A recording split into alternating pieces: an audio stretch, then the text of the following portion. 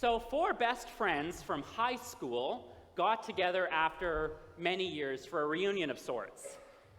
And they started bragging, as men tend to do. And so the first father said, "My son is a successful doctor, and he's so rich, he bought his best friend a Lamborghini."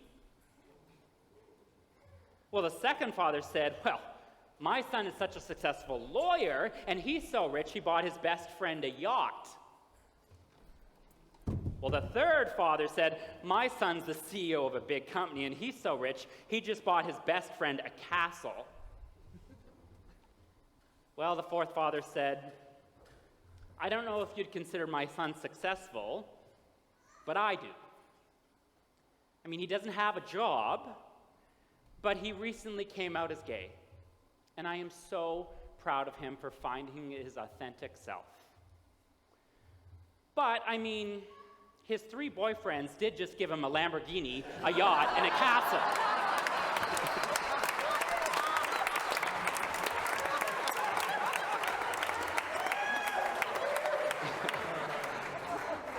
I couldn't not tell that joke. I apologize.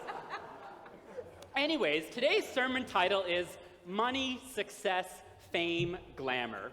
And it's the lyrics of a song from a movie called Party Monster. It came out in about 2003. It's a really strange movie. It's about the club kids scene in New York City in the 1980s and 90s, where people used to dress up in fantastical costumes and go out to the clubs of New York City. And it stars Macaulay Culkin. Don't watch the movie. But the song is actually kind of good. And it goes like this. Money, success, fame, glamour. Money, success, fame, glamour. That's the only lyrics. And the extended remix is 18 minutes long. But I've been thinking a lot about success lately, and that song kept running through my head. I mean, there's just something about the new year and kids going back to school and the blessing of the brains that makes me think about success. So how do you measure success? Is it in 100% on your test? Is it an A, a B, or if you were me, a C? Or by the last year of my university when I used to say, D is for degree because you only needed a D to pass? Do we measure success in money? In popularity? In stuff accrued? Is success being the best or the fastest or going the highest or the furthest?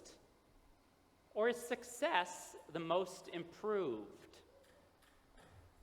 Well, believe it or not, I played hockey for 12 years of my life. But as you can probably imagine, I was not exactly the most athletic hockey player, and I couldn't hit the net with a puck if it was the size of a barn door. So no, I never won the highest score award, nor the fastest skater, nor the best defenseman, and I never even won the most improved. But one year, when I was about 8 years old, I got the most sportsmanlike award, and I was pretty darn proud of that. Because my good old happy-go-lucky, fabulous self, even on skates, shone through. So perhaps the best measure of success is kindness, sportsmanship. You know, in the country of Bhutan, they don't measure the gross domestic product of the country as a measure of economic success. Instead, they measure the gross domestic happiness. I love that. So how do we measure success of something like, say, a church? Do we measure success by the number of bums in pews? By how good our music is? Or money? Do we measure success by how deep we go spiritually, how pious we are? Or do we measure it by how many lives we've saved in our human rights programs, our refugee program, or our Triangle High School, or by how many law cases we've won in our battles for human rights, or how many baptisms we do? Dina likes to consider a church service a success as long as no one's died during it, where no one was bored to death. Don't worry, Dina, you're a fantastic preacher, so you don't have to worry about that. But it kind of makes me think of that song that we sing here often and our choir sang at the introit from the musical Rent. 525,600 minutes. How do you measure a year? Do you measure a year in daylights and sunsets, in midnights and cups of coffee, in inches and miles, in laughter, in strife. And even if we don't measure in miles, we use kilometers here in Canada, I've been thinking a lot about mileage lately. After doing the Friends for Life bike rally along with Mark Aslan, our facilities manager, and a couple of congregants, Chris and Glenn, neither of whom are here today, but we rode 660 kilometers on bikes from Toronto to Montreal. And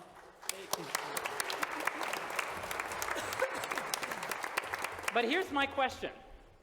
Was the ride successful? I mean, I finished the darn thing. And I definitely wasn't the fastest, but it wasn't a race. And I didn't raise the most money. Some people raised tens of thousands of dollars for the People with AIDS Foundation. But together, we raised $1.65 million for the People with AIDS Foundation. So I'm pretty proud of that.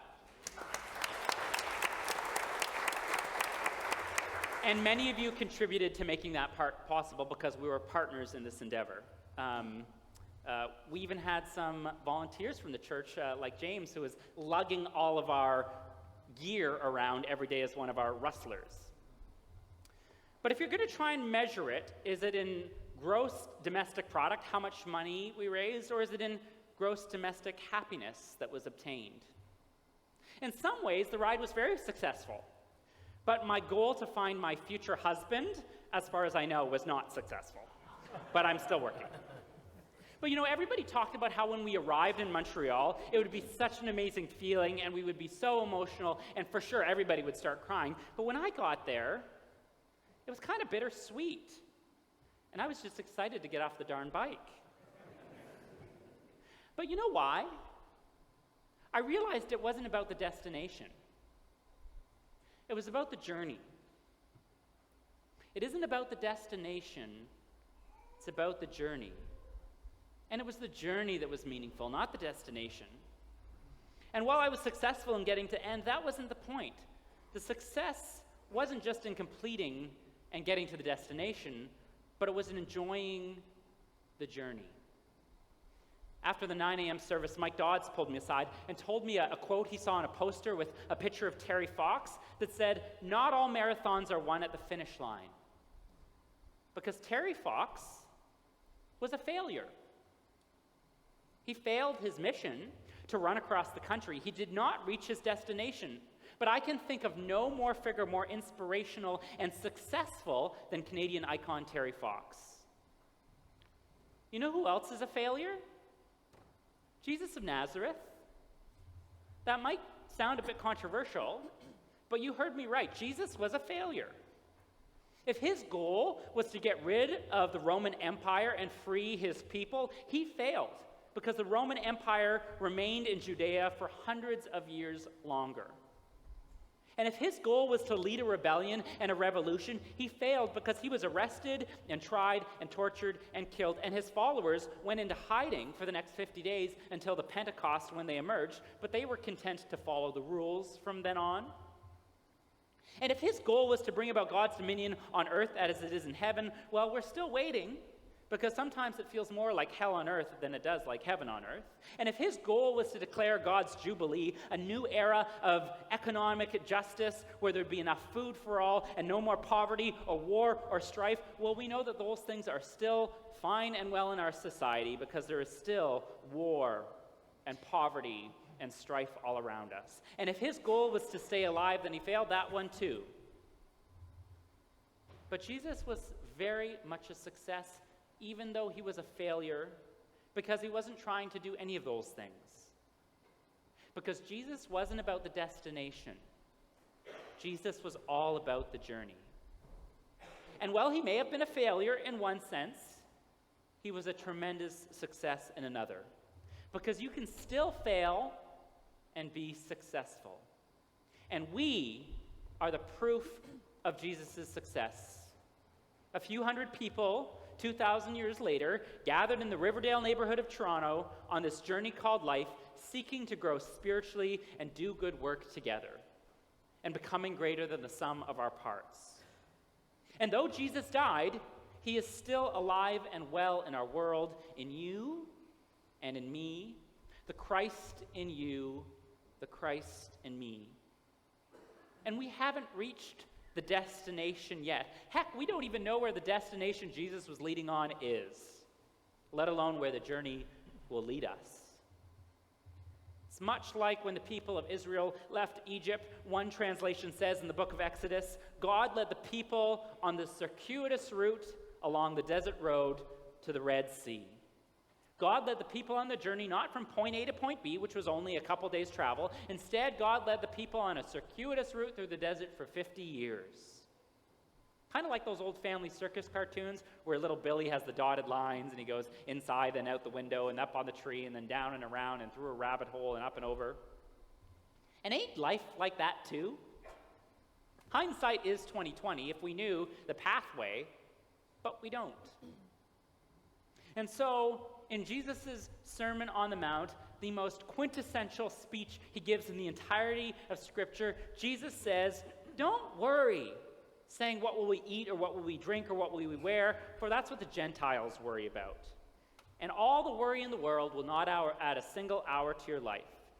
And God knows you need food and shelter and clothing, and God will provide those things. But strive first for the dominion of God and God's righteousness, and all those things will be given to you as well. So is the measure of success money, fame, glamour? I don't think so. I'm pretty sure it's love. How about love? Let's measure success in love. May it be so. Amen.